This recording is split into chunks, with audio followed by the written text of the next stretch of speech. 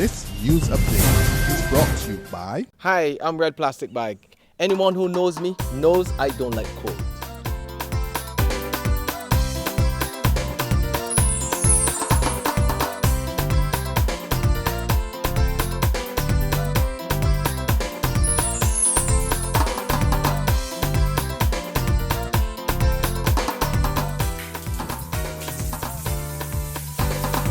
Sunshine reigns in my country. I love it. Get your sun power.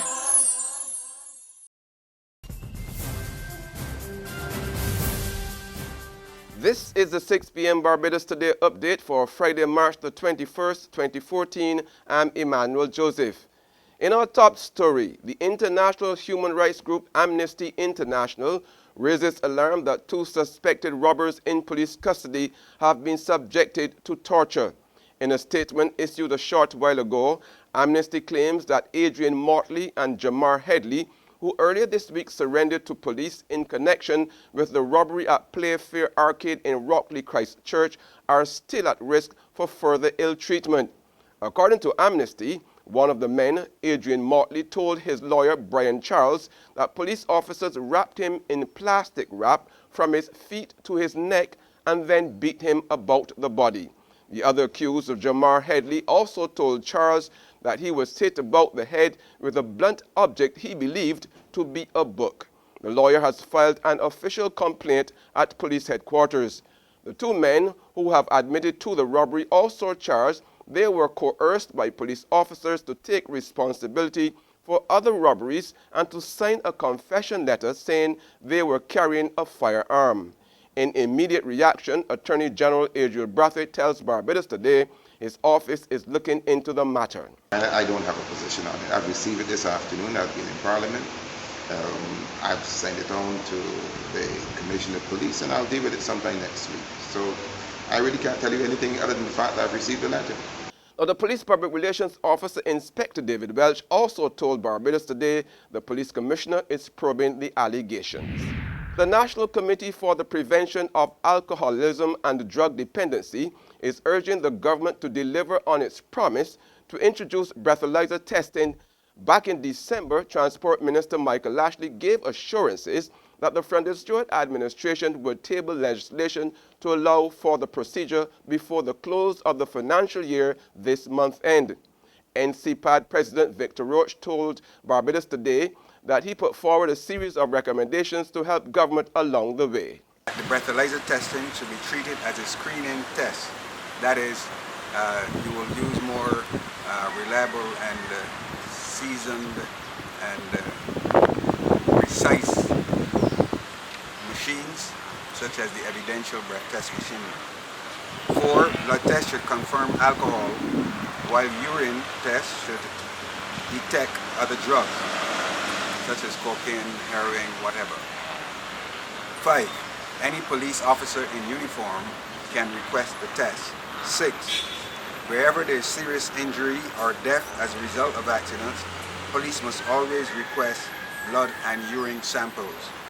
It's a goal. The Transport Board and the operators of public service vehicles will have to pay more at the pump in just over a week. Today, the Ministry of Energy confirmed it's moving full steam ahead with plans to remove the diesel subsidy introduced 6 years ago. As a result, both providers will now have to purchase diesel inclusive of the excise tax. The ministry also announced that PSVs will no longer be allowed to use the Transport Board as a fueling facility. The ministry, however, announced that the excise tax waiver for manufacturers, farmers and fishermen, which provides a price offset of 23 cents per litre, will remain in place. There's regional and international news after this short break. Hi, I'm Red Plastic Bag. Anyone who knows me knows I don't like cold.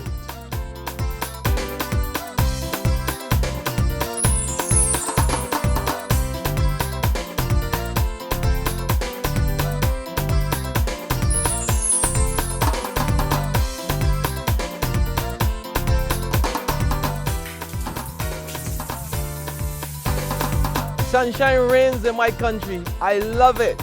Get your sun power. In regional news now, the Commission of Inquiry probing the death of noted Guyanese academic Walter Rodney signals it's ready to get down to business. Rodney, who was also a co-founder of the Working People's Alliance, was killed in June 1980 when a hand radio exploded as he sat in a car in the Guyanese capital, Georgetown. The radio was given to him by soldier Gregory Smith, who is now dead.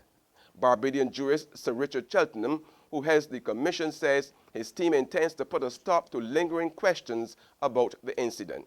And try to come to a conclusion as to how it occurred, why it occurred, who might have been involved in its occurrence, and what might have been the motivation. All of those questions are involved, and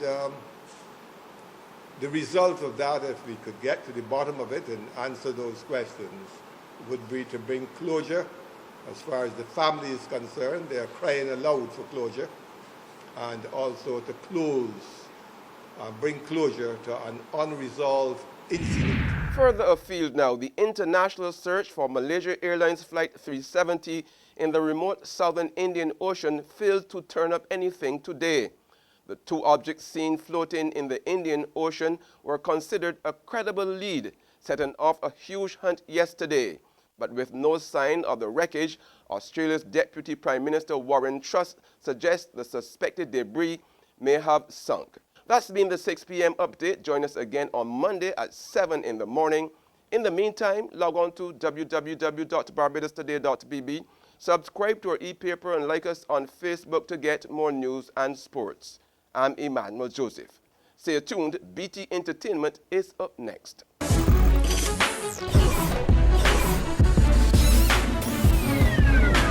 It's time once again for another edition of BT Entertainment Weekly, your platform for all the latest events happening from the local, regional, and entertainment scene. I'm Camila. And I'm Gina.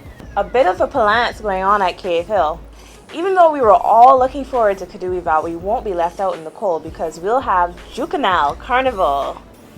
Power by 4's band leader Chetwin Stewart has told BT Entertainment Weekly that the show will go on April 5th to be more precise. The two-day event will feature a Juve party the Friday night at Party Stand, and the jump will take place on the Saturday, going from the Party Stand to the Frank Royal Roundabout and back to the Party Stand. UWI's administration hasn't sanctioned the activity and won't be part of it, but that won't stop the jam. So you'll be seeing some of the bands we showed you over the last few weeks on the road. Speaking of costumes though, we had another band launch over the weekend, just gone. Amanda refers Fantasy Barbados. For a lot of our international market, from December, we're asking about crop over the next year.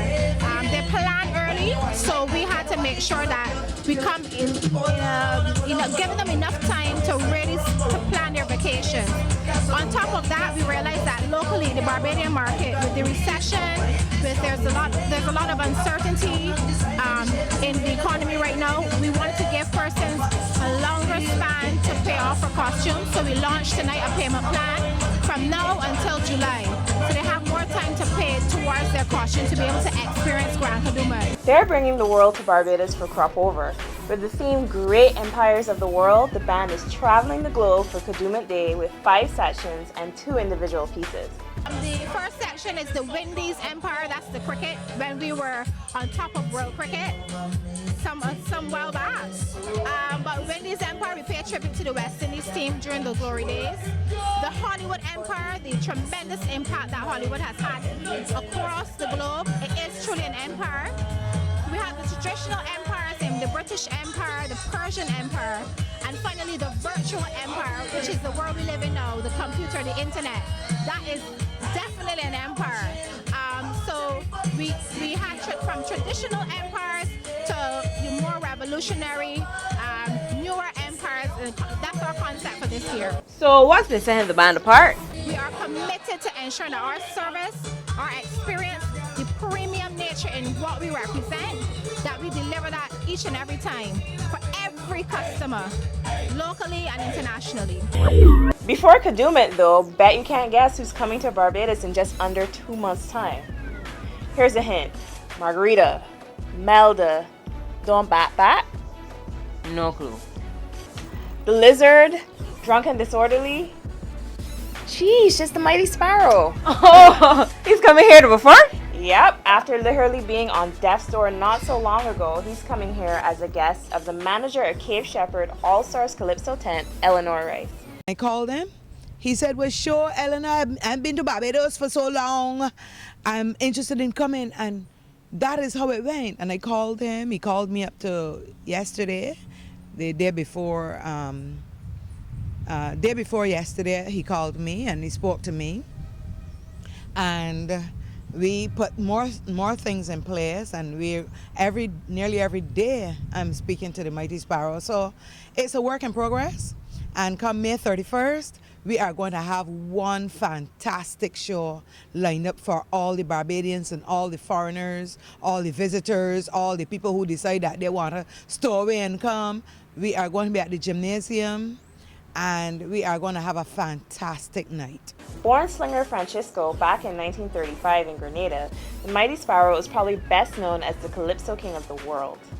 I remember his hit, Education. Children go to school and learn well. Otherwise, later on in life, you can smell real hell. Okay, stop. Leave the singing to him. Rice told BT Entertainment Weekly that she was more than excited about this venture, and it's a sign of things to come. And I told myself, well, Barbadians haven't seen the Mighty Sparrow for so long. I think that I should go even bigger. And to date, it's going to be the biggest project that I will take on, but trust me, I have that heart and I have that energy that if I should get this done, I'm not stopping there. The Mighty Sparrow, but then come November, and I have the energy and the will, I will be doing something else again for our independence, something big as well. Over the weekend, hundreds of Barbadians, young and old, flocked to the lawns of the official residence of Prime Minister Brenda Stewart, Lara Court, to catch the fever of the 60s and 70s with the timeless hits of the Australian Bee Gees. Algernon Leacock of the Rotary Club of Barbados, which organized the event, told BT Entertainment Weekly he was happy with how the event went.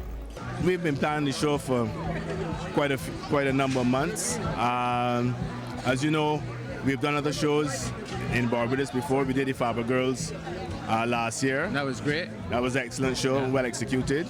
And this one was a little bit more challenging, but I think that the Bee Gees, the Australian Bee Gees, delivered tonight. We were very happy to present them to the audience, Barbadian public. As for the Bee Gees, they were more than happy with their set and even promised to be back.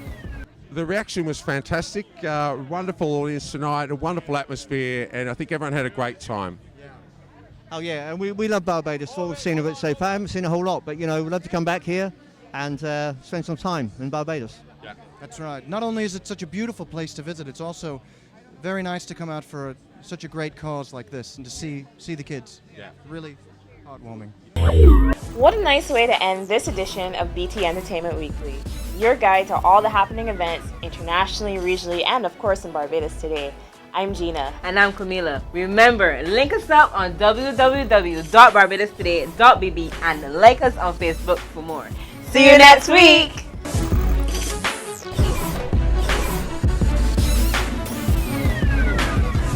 Alffing Around to the Max is brought to you by Morrisfield ENT and Pharmacy.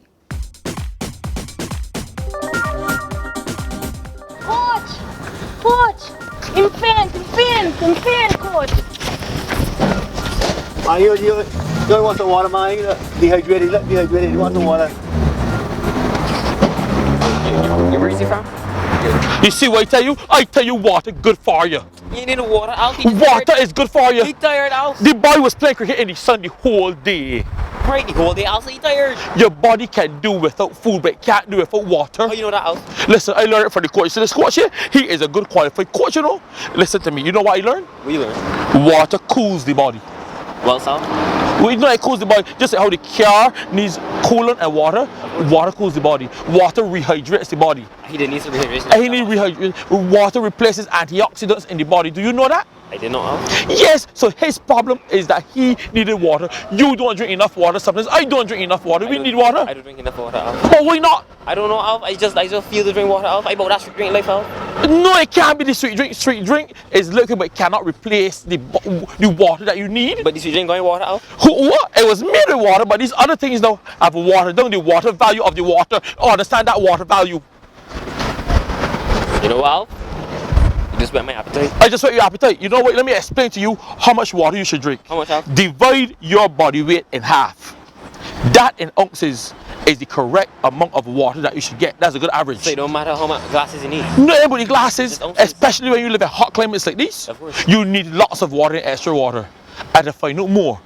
So you need a good pharmacy. Where's the pharmacy you should go to? Morrisfield, ENT Pharmacy. Good. So you see this young man here, so? Look, you see recovering? The court sorry out there, so man. He gotta drink water. You have to drink water. H2O. H2O. Oh.